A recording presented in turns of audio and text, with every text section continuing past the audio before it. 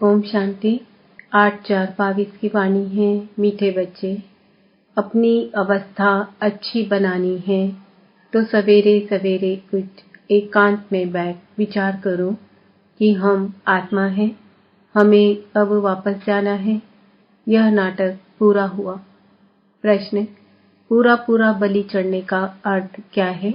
उत्तर, पूरा बलि चढ़ना माना बुद्धि का योग एक तरफ रहे, बच्चे आदि कोई देहधारी याद न आए, देह का भान टूट जाए। ऐसा जो पूरा बलि चढ़ते हैं उन्हें 21 जन्मों का बरसा पाप से मिलता है। जो 1-2 के नाम रूप में लट्टू होते हैं वह बाप का और अपना नाम बदनाम करते हैं। प्रश्न, बाप सभी बच्चों पर कौन सी कृपा करते हैं? उत्तर, कौड़ी से हीरे जैसा बनाने की कृपा बाप करते हैं। जो बच्चे कदम कदम पर राय लेते हैं, कुछ छिपाते नहीं, उन पर स्वतः कृपा हो जाती है। गीत, किसने यह सब खेल रचाया? ओम शांति। जिन्होंने गीत बनाया है वह इनका अर्थ नहीं जानते हैं। तुम बच्चों को बाप ने समझाया है कि देखो तुमको कितना अच्छा वर्षा दिया था। जब तुमको रचा, स्वर्ग है नई रचना। दुनिया नहीं जानती कि स्वर्ग की रचना कैसे रची जाती है, फिर कैसे माया रूपी 5 विकार चढ़ जाते हैं। एक एक बात नई है नई दुनिया के लिए। सत्युग किसको कहा जाता है यह भी नहीं जानते, तो फिर यह कैसे जानेंगे? यह नॉलेज कोई भी शास्त्र में नहीं है। स्वयं परमपिता परमात्मा ही आकर नॉलेज देते हैं, जो नॉलेज फिर प्रायः लोप हो जाती है। नॉलेज से राजयोग सीख राजाई पाई, बस इसको कहा जाता है स्पिरिचुअल नॉलेज। स्पिरिचुअल कहा जाता है स्पिरिट को, आत्मा को। सुप्रीम स्पिरिट कहेंगे बाप को। अनेक नाम दे दिया है। कहते भी हैं स्पिरिचुअल ज्ञान चाहिए। फिलॉसॉफी फिर शास्त्रों का ज्ञान हो जाता है। शास्त्र पढ़कर उनको जाना जाता है। परमपिता परमात्मा तो शास्त्र पढ़ते ही नहीं, उसको कहा जाता है नॉलेजफुल।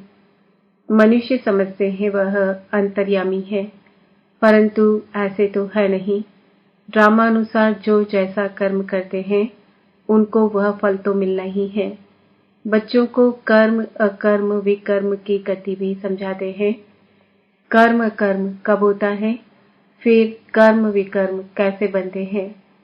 स्वर्ग में कोई बुरा काम होता नहीं जो विकर्म बने, क्योंकि वहां रावण राज्य ही नहीं, इसलिए कर्म अकर्म बन जाते हैं।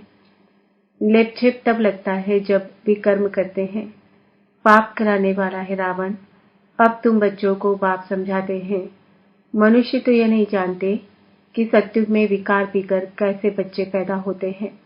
बहुत लोग कहते हैं विकार होते जरूर हैं, परंतु इतने नहीं। जैसे यहाँ भी सन्यासी गुरु लोग समझाते हैं, वर्ष में व मास में एक बार विकार में जाओ, परंतु बाप तो फट से कहते हैं बच्चे काम महाशत्रु है, उन पर पूरी जीत पानी है, संपूर्ण निर्विकारी बनना है। वहां रावण ही नहीं तो विकार कहाँ से आया? सिख लोग भी गाते हैं मूत पलिती कपड़ धोए तो सब मूत पलिती है।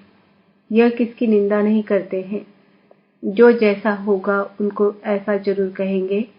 चोर को चोर कहेंगे। ग्रंथ में भी बहुत समझानी लिखी हुई है। गुरु नानक ने परमपिता परमात्मा की महिमा की है। कहते हैं जब साहेब सुखमनी, बाप कहते हैं मुझे याद करो। जिसको आधा कल्प याद किया वह चीज अगर मिल जाए तो कितनी खुशी होनी चाहिए, परंतु खुशी भी उनको होती है जो घड़ी घड़ी अपने को आत्मा समझते हैं। आत्मा समझने से बाप के साथ लव रहेगा। आत्मा को इस समय पता ही नहीं है कि हमारा बाप कौन है। बाप का बन, बाप के ऑक्यूपेशन को न जाना तो उनको बुद्धू कहेंगे। प्रहलाद की कथा सुनाते हैं। बदला लेने के लिए थम से निकला, परंतु परमात्मा है कहाँ? एड्रेस का पता भी नहीं। अभी तुम बच्चे जानते हो, तुम हो ब्रह्मा कुमार कुमारियां। प्रजापिता ब्रह्मा का भी नाम पाला है। स्त्री तो है नहीं जो उनसे बच्चे पैदा करें। जरूर मुख वंशावली होंगे। तुम भी यह समझा सकते हो। हम हैं ब्रह्मा कुमार कुमारी। प्रजापिता ब्रह्मा का नाम सुना है तो परम पिता परमात्मा ब्रह्मा द्वारा रचना रचते हैं। पहले पहले ब्रह्मा को रचा, फिर ब्रह्मा द्वारा रचना रची। बाप समझाते हैं, देखो मेरी कितनी मुख वंशावली है। सबको वर्षा तो शिव बाबा से ही मिलता है। जिसको अडॉप्ट किया है वह तो जरूर गरीब होंगे। पहले ब्रह्मा को अडॉप्ट किया, ब्रह्मा द्वारा फिर मुख वंशावली बने। वह कुख वंशावली ब्राह्मण जिस्मानी यात्रा कराते हैं। यह ब्रह्मा मुख वंशावली रूहानी यात्रा कराते हैं। इस रूहानी यात्रा का किसको पता नहीं है। पुरुषार्थ करते हैं कि हम निर्वाण धाम जावें, तो बुद्धि की यात्रा ब्रह्म तरफ हो गई। वह ब्रह्म की यात्रा हो गई। समझते हैं हम ब्रह्म में लीन हो जाएंगे, तो फिर जिस्मानी यात्रा करने की दरकार क्या है। यात्रा है भी निर्वाण धाम की। उनको फिर ज्योति ज्योत समाया या बुदबुदा बुदबुदे से मिल गया ऐसे नहीं कहेंगे। यह आत्मा यात्रा करती है, ब्रह्म तत्व में जाती है। यह है रूहानी यात्रा। बाकी सब है जिस्मानी यात्रा। उन्हों को तो मालूम ही नहीं है कि निर्वाण धाम कौन ले जा सकता है। अभी बेहद का बाप कहते हैं, मैं ही सबको ले जाता हूँ। सर्व का पंडा बाप ही बनते हैं। सतयुग में बहुत थोड़े मनुष्य हैं, बाकी सब आत्माएं वापस जरूर जाती है। राइटियस बात बाप ही बताते हैं, अब तुम हो सच्ची सच्ची यात्रा पर। हम आत्मा हैं, नाटक पूरा होता है, वापस जाना है। यह पक्का हो जाना चाहिए। एकांत में बैठ यह ख्याल करो कि हम आत्मा हैं, बाबा हमको लेने आया है। यह चोला छीछी है। ऐसे अपने साथ बातें करनी होती है। इसको विचार सागर मंथन कहा जाता है। बाप ने कर्म करने की तो छुट्टी दी है। बाकी रात को जागकर यह अभ्यास करो तो दिन में भी अवस्था अच्छी रहेगी, मदद मिलेगी। रात का अभ्यास दिन में काम आएगा। रात को जागना है 2 बजे के बाद, क्योंकि 9 से 12 बजे तक टाइम बिल्कुल डर्टी है। इसलिए विचार सागर मंथन सवेरे ही किया जाता है। हम आत्मा हैं, बस अब बाबा के पास ही जाना है। एक छोला छोड़ दूसरा लेंगे। यह है अपने साथ बातें करने का ढंग। 84 जन्म पूरे हुए, बाकी कुछ दिन रहे हुए हैं। यह बेहद का ड्रामा है। ऐसे बुद्धि में रहने से देह का बांध टूट जाएगा। बाप और वर्षा ही याद पड़ेगा।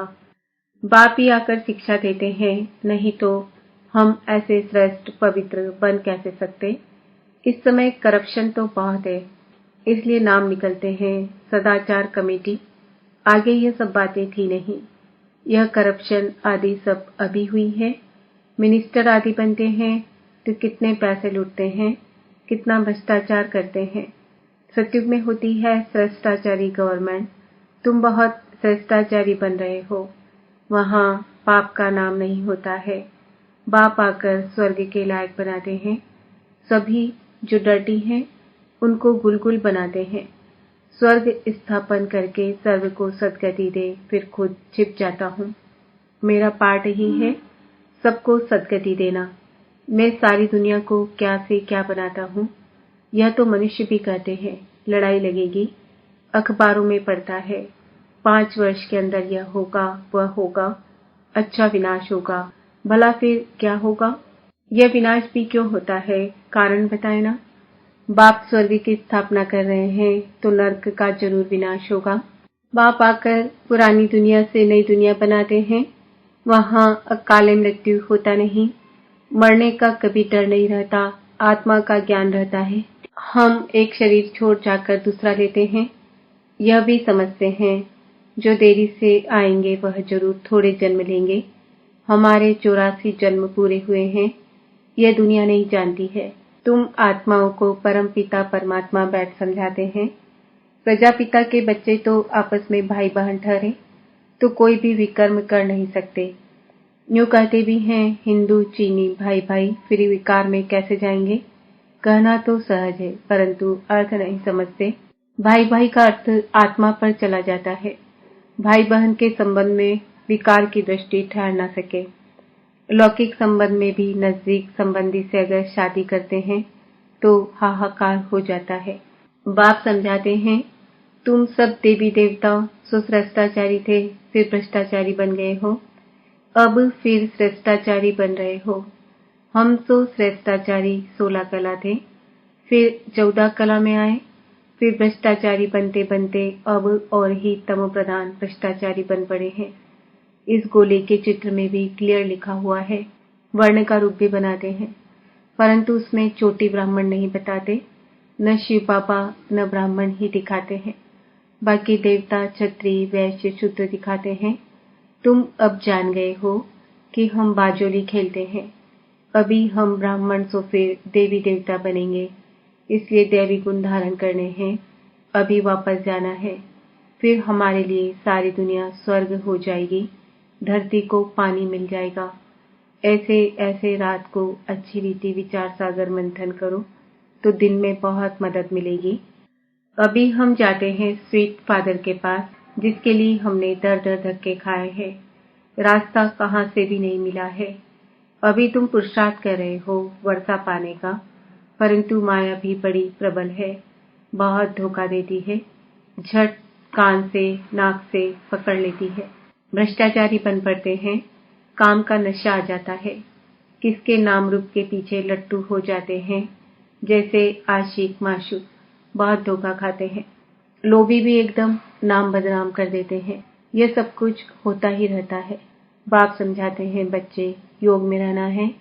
अच्छे जो योगी होते हैं वह 4-5 दिन भोजन न भी खावें तो भी उनको परवाह नहीं रहती, बहुत खुशी में रहते हैं। अवस्था ऐसी रहनी चाहिए। देखना है मेरे में किसी चीज का लोभ तो नहीं है। एम रखनी चाहिए कि हम फूल पास होकर दिखावें। कल्प कल्पांतर की बाजी है, अपनी जांच करनी है। हम लक्ष्मी नारायण को वरने अथवा राजा ही लेने के लायक बना हूं। अगर कोई खामियां है तो वह निकालनी पड़े, खामियां छिपी नहीं रह सकती। अब तुम्हारा कनेक्शन है शिव बाबा से, किसको दृष्टि देंगे उठाने के लिए। बाप बहुत मदद करते हैं। ब्रह्मा कुमारियां कहती है, यह हमने किया, हमने ऐसी अच्छी मुरली चलाई। यह अहंकार अवस्था को गिरा देता है। जो अच्छे अच्छे बच्चे हैं वह समझते हैं बाबा की मदद मिलती है। कईयों में तो माया प्रवेश होने से गिर पड़ते हैं। इसमें पूरा आत्म अभिमानी बनना चाहिए, देह में दृष्टि नहीं जानी चाहिए। बाबा शिक्षा देते रहते हैं, सुधरते जाओ, माया का धोखा मत खाओ, नहीं तो पद गंवा देंगे। उस पति को तो तुम कितना याद करती हो, और यह पतियों का पति जो तुम्हें अमृत पिलाते, कौड़ी से हीरा बनाते हैं, उनको याद नहीं करते। ऐसे बाप को तो कितना याद करना चाहिए। श्रीमत पर पुरुषार्थ किया जाता है। कोई भी बात हो तो पूछना चाहिए, बाबा मेरे में क्या अवगुण है, देह का बांध तोड़ना है। जो पूरा बलि चढ़ते हैं उनको भी 21 जन्मों का वर्षा मिलता है। पूरा बलि चढ़ने का मतलब है उसकी तरफ बुद्धि रहे। यह बच्चे आदि जो भी कुछ हैं उनसे भी बुद्धि हट जानी चाहिए। बाबा कहते हैं उसके बदले में तुमको वहां सब कुछ नया मिलेगा। कहते हैं भगवान की कृपा से बच्चा मिला। अब भगवान खुद कहते हैं वह कृपा तो अल्पकाल की है, अब तो तुम्हारे पर बहुत कृपा करेंगे, तुमको कौड़ी से हीरे जैसा बना देंगे। गृहस्थ व्यापार में रहते यह सब कुछ बाप का समझो। कदम कदम पर राय लेते रहो, बाप ही राय देंगे, कोई उल्टा काम नहीं करने देंगे, विकारी को नहीं देने देंगे। अविनाशी सर्जन से कुछ भी छिपाना नहीं है। कदम कदम पर पूछना है। बहुत बच्चे पूछते भी हैं, लिखते भी हैं, बाबा यह विकार सताते हैं। कोई तो काला मुंह करके भी बताते नहीं, छिपाते रहेंगे तो और ही काले होते जाएंगे। अच्छा, मीठे मीठे सिकिलते बच्चों प्रति माता पिता बाप दादा का याद प्यार और गुड मॉर्निंग। रूहानी बाप की रूहानी बच्चों को नमस्ते। हम रूहानी बच्चों की रूहानी बाप दादा को याद प्यार गुड मॉर्निंग नमस्ते ओम शांति। धारणा के लिए मुख्य सार, फुल पास होने के लिए जो भी खामियां हैं, विकारों का अंश है, उसे समाप्त कर देना है। किसी भी बात का अहंकार नहीं रखना है। दृष्टि बहुत पवित्र शुद्ध बनानी है। कभी भी किसी देहधारी के पीछे लटकना नहीं। पूरा आत्माभिमानी बनना है। वरदान, साइलेंस की शक्ति से बुराई को अच्छाई में बदलने वाले शुभ भावना संपन्न भव। जैसे साइंस के साधन से खराब माल को भी परिवर्तन कर अच्छी चीज बना देते हैं, ऐसे आप साइलेंस की शक्ति से बुरी बात व बुरे संबंध को बुराई से अच्छाई में परिवर्तन कर दो। ऐसे शुभ भावना संपन्न बन जाओ, जो आपके श्रेष्ठ संकल्प से अन्य आत्माएं भी बुराई को बदल अच्छाई धारण कर ले। नॉलेजफुल के हिसाब से राइट रॉन्ग को जानना अलग बात है, लेकिन स्वयं में बुराई को बुराई के रूप में धारण करना गलत है। इसलिए बुराई को देखते जानते भी उसे अच्छाई में बदल दो। स्लोगन, सहनशीलता का गुण धारण करो तो कठोर संस्कार भी शीतल हो जाएंगे। आज का सम्मान है, मैं आत्मा शुभ भावना संपन्न हूँ। ओम शांति।